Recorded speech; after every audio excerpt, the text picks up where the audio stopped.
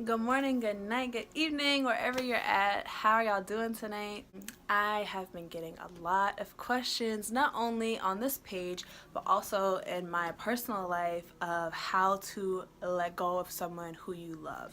Now, this video is going to be specifically more of a romantic person rather than a platonic relationship. As you go about this life, and if you're following my page, chances are that you're on some type of spiritual journey, whether you realize it or not. You get to a point in your spiritual understanding and building your relationship with God slash the universe slash spirit, whatever you want to call it, that you begin to trust. I think that is the end all be all of letting go. And I don't mean to simplify it because I'm a human, I've gone through relationships, I've gone through broken friendships and everything else.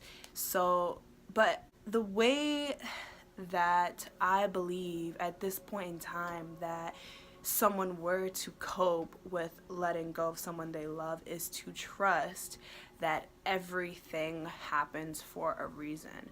And it might take a lot of pain, it might take a lot of reflection, and it might take months and sometimes even over a year to really trust wholeheartedly. You have to shift your perspective.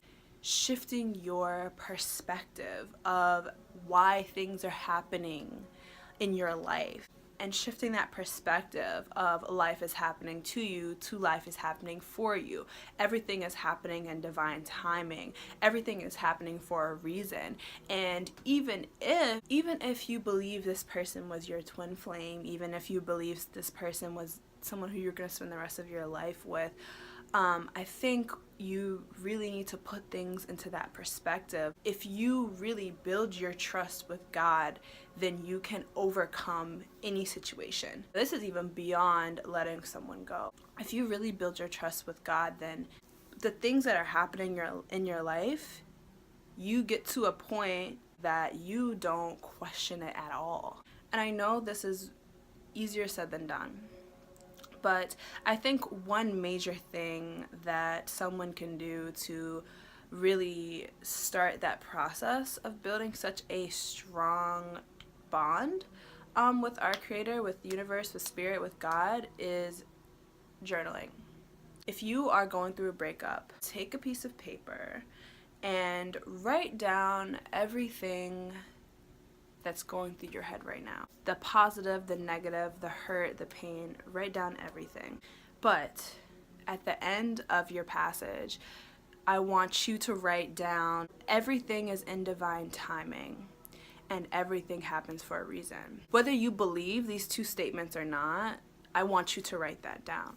Really writing down and expressing your feelings as many times as you want to do this, whether it's over the course of months, weeks, whatever. Every time you feel that sadness, writing down how you feel, but then ending it with that phrase will start to override your thought patterns. It'll start to reprogram how you think about the situation, and it will start to give you a new perspective. That's why we do these affirmations and we do these mantras, because we need to program our brain to really understand that we are deserving of everything we're asking for, we're receiving everything we're asking for, and that everything is happening in divine time. Just the same thing as a mantra. Start off with that. The second thing that I think people can do, detach yourself from the situation. Now, not an unhealthy detach. Simply step away from the situation, right?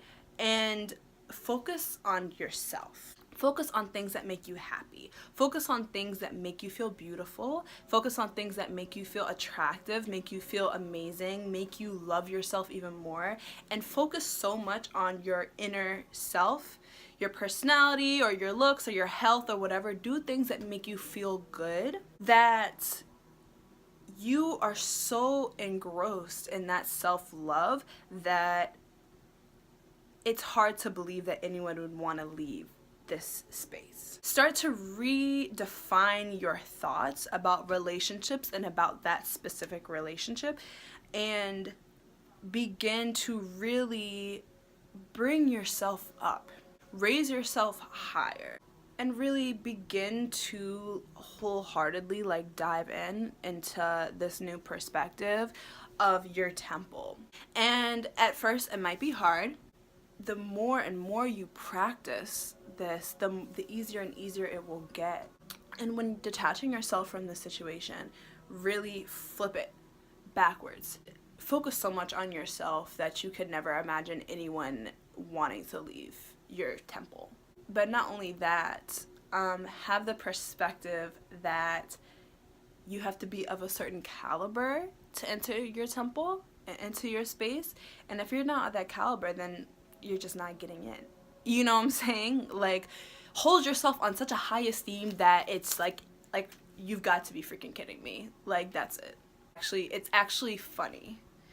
And this might sound cocky and it might sound weird, but I think that it starts off with trust and it starts off with self-love. And that's why a lot of people, you know, talk about, well, you have to love yourself before you love others. And then you might see a lot of backlash for this with people saying, that's not true. When you really start that journey of self-love, you might have a different perspective, but when you really get to the point where you love being alone and you love your own company, you love the things that you do for yourself, and you just love being in your own skin, it's hard to imagine how you could ever love someone when not, you know, when you didn't feel like that. And once you recognize not only your worth, but the importance of divine timing, then everything makes sense. It doesn't matter how amazing you thought that person was. It is all of a sudden the dots are connecting, you know? And even if you don't see the reason at that specific moment, you'll start to realize that everything happens for a reason and that God is bringing you something bigger and better. As amazing spiritual beings, you know, living this temporary human experience, we are infinite in ourselves to where we have the power to manipulate and control our reality and manifest things that we want. All we have to do is ask, and all we have to do is put in the work and then trust that it's going to happen. Once you realize your own power and you realize that when someone leaves your space, when someone leaves your temple, you have the ability to bring someone who is 10 times better for you in every aspect back in. And not only will you bring them in, they're going to be knocking and begging to come in because they see your worth. And I think those two things are equally important. While you're in the stages of grief and while you're in the stages of trying to, you know, get through the situation and the initial reaction towards it, write it out, journal, you know, talk it out, but always try to end these sessions of you talking things out, writing things out with, but everything is in divine timing, everything happens for a reason. While you're doing this, try to really get closer to God and build your relationship with God to where you start to understand that literally everything happens for a reason, and that if something has left your life, that's a blessing. And then this is when we start getting into, you know, higher states of consciousness where we see everything as a blessing. And like I said, I know this might sound a little easier said than done, but I'm human as well, and I have gone through some shit, y'all. And one day I'll share it with you. There's a lot of shit in this life that's not going to be easy. And if it's not easy, it's probably not going to be done in 24 hours. Give yourself the time to grieve. Give yourself the time to be sad. But also try in that same time, you know, to try to have a different perspective, because that perspective is only going to serve you. That perspective is only going to make things better. Even if you don't believe it at first and you're looking at me like, this girl is talking some freaking nonsense, everything is going to pan out for a reason, and you're going to see, I guarantee you, you're going to see exactly why all of this happened. So it starts with trust. that everything is in divine timing and everything happens for a reason. And then also it starts with self-love, of really taking care of your temple, getting to a point where you don't need anyone or anybody or anything to make you feel the way that that person did. All that you could ever want in this life is within yourself. And once you realize that, I think everything else becomes noise.